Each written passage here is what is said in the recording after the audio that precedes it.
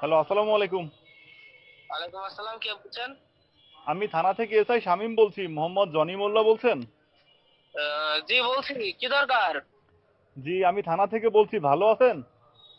হ্যাঁ, কি দরকার বলেন। জি, আপনার সাথে কিছুক্ষণ কথা বলা যাবে? জি জি বলেন। আচ্ছা, আমি ফোন দিয়েছি, আপনার বাবার নাম তো রুহুল মোল্লা না? আহ, হ্যাঁ হ্যাঁ। আচ্ছা, আপনার এই নাম্বার তো বিকাশ আছে। কি আছে? গত 15 তারিখ সকাল 11:30টার সময় আপনার এই নাম্বারে লাস্টে 18 থেকে 5,500 টাকা মোবাইলে ক্যাশ ইন হয়েছিল। টাকাটা পাইছিলেন? কিন্তু আপনি কে বলছেন? আমি এসআই শামীম বলছি, শামীম হাসান, থানা থেকে বলছি। কি, আপনার ট্রু কলারে আপনার নাম এসআই শামীম সাইবার ক্রাইম লেখা রয়েছে। আচ্ছা, তার মানে আপনি তো নিশ্চিত হতে পারছেন যে আমি পুলিশ। জি স্যার। আচ্ছা জি, আমাকে একটু তথ্য দিয়ে সহায়তা করবেন। 15 তারিখ সকাল 11:30টায় লাস্টে 18 থেকে 5,500 টাকা আপনার নাম্বারে ক্যাশ ইন হয়েছিল। টাকাটা পাইছিলেন? না স্যার, আমি তো কোনো টাকা পয়সা পাইনি। আপনি কোনো টাকা পাননি, শিওর? না না স্যার, একদম শিওর, আমি সত্যি কথা বলছি, কোনো টাকা পয়সা পাইনি স্যার, আচ্ছা, মিথ্যা। আপনার গ্রামে যে কলেজটা আছে, কলেজের গেটে মোশাররফ হোসেনের বিকাশের দোকান আছে? হ্যাঁ আছে স্যার। জি, উনি আপনার পরিচিত লোক। ওই দোকান থেকে ওই একই তারিখ দুপুর 12টা 45 মিনিটের সময়, অর্থাৎ 1 ঘন্টা 15 মিনিট পর আপনি পুরো টাকা ক্যাশ আউট করে ফেলছেন, অথচ আপনি বলছেন টাকা পাননি। কেন ভাই? মিথ্যা বলছেন কেন আপনি? স্যার, মানে আসলে ওইটা আহ, টাকা তুলছিলাম স্যার। জি জি, ওইটা আমার পাওনা টাকা স্যার, টাকা পেয়েছিলাম। এটা আপনার পাওনা টাকা? জি স্যার, এটা আমার পাওনা টাকা, উনি ওনার কাছে টাকা পাঠান আমি। আচ্ছা, উনি থানায় জিডি করেছেন যে এই নাম্বারে উনি ভুল ক্রমে টাকা পাঠাইছেন, বাবার ওষুধ কেনার জন্য টাকা পাঠাতে গিয়ে ভুলে আপনার নাম্বারটা দিছে। আচ্ছা, যদি পাওনা টাকা হয় তাহলে সে মিথ্যা তথ্য দেওয়ার জন্য আমরা তার বিরুদ্ধে ব্যবস্থা নিব। তাহলে আমাকে আরেকটু তথ্য দিবেন। পাওনা জি। টাকা তার মানে তো যে আপনাকে টাকাটা দিছে আপনি তাকে চেনেন, তাই তো? হ্যাঁ স্যার, আমি চিনি তাকে, আমার বন্ধু হয়। আচ্ছা, আপনার বন্ধু হয়, আপনি তাকে চেনেন, তাহলে তো খুব ভালো হলো। তো জি। প্রকৃত তথ্য হচ্ছে এই অ্যাকাউন্টটা হ্যাক হয় এবং যিনি যিনি হ্যাক করছিল উনি এই টাকাটা পাঠাইছে। তাহলে আপনি ওই হ্যাকারের নাম ঠিকানা, মানে যে আপনাকে টাকা পাঠাইছে, যার কাছে টাকা পেতেন তার নাম ঠিকানা আমাকে দেন। তাহলে আমরা তো হ্যাকারকে পেয়ে যাচ্ছি। কারণ এটা হ্যাক হয়েছিল, না হ্যাকারের নাম ঠিকানা দেন, মানে যে যার কাছে টাকা পেতেন সেই হ্যাকার, তার নাম ঠিকানাটা আমাকে বলেন। আপনি আহ, আমতা আমতা করছেন কেন? আপনি কি হ্যাক করছিলেন না হ্যাকারের লোকের সাথে আমি জড়িত? স্যার উনি টাকা, স্যার টাকাটা ওই ওই বাবা অসুস্থ, ওনারই টাকা স্যার। আমি ওনার টাকাটা ভুল করে তুলে নিছি স্যার, লোভ সামলাতে পারিনি। উনি আমার অনেকবার কল দিল, নাম্বার ব্ল্যাক লিস্টে ফেলাই দিছে স্যার, আমার আচ্ছা। মাফ স্যার। আচ্ছা, তাহলে এবার আপনি জায়গা মতো আসছেন। আমি আপনাকে তথ্য বের করার জন্য এটা বলেছি যে আইডি হ্যাক হয়েছিল। উনি তো আপনাকে অনেকবার ফোন দিয়েছিলেন। উনি একটা ওষুধ কোম্পানিতে চাকরি করেন, ওনার বাড়ি হচ্ছে রাজবাড়িতে। উনি আছেন ঝিনাইদাতে, আর আপনি তো যশোরে আছেন। যশোরে টাকাটা ভুল ক্রমে চলে গেছে। তো উনি আপনাকে বলেছিল যে ভাই আমার বাবা অসুস্থ, ওষুধ কেনার টাকা পাঠাচ্ছি, হাসপাতালে ভর্তি আছে। এটা বলার পরে টাকাটাকে দেননি। উনি চাকরি করেন ওষুধ কোম্পানিতে, সেলসে আছেন, মেডিকেল রিপ্রেজেন্টেটিভ।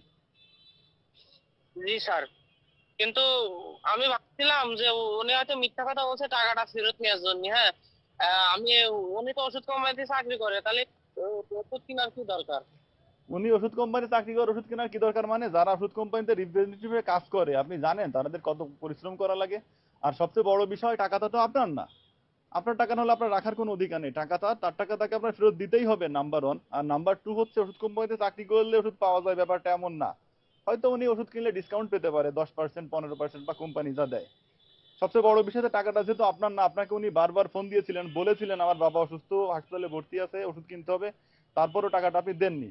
আচ্ছা, আপনার ফেসবুকে প্রোফাইল পিকচার পালসার মোটরসাইকেলের সাথে না?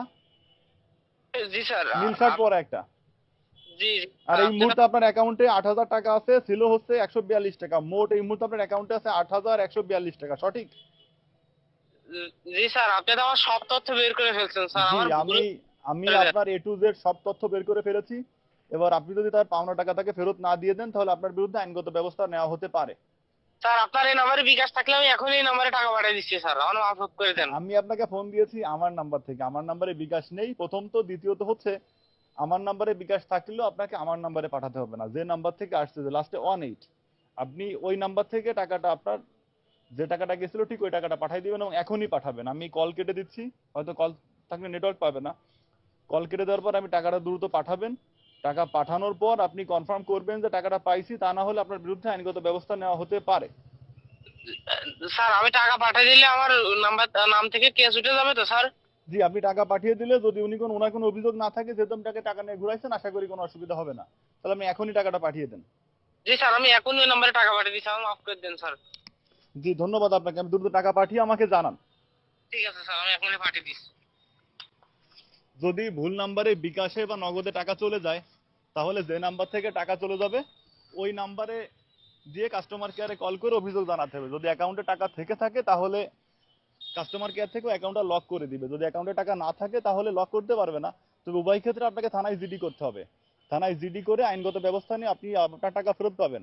আর আমরা ঝিনাইদহ সদর থানা, আমাদের ঝিনাইদহ সদর থানাতে জিডি, অভিযোগ, মামলা কোনো কিছুতে কোনো টাকা লাগে না।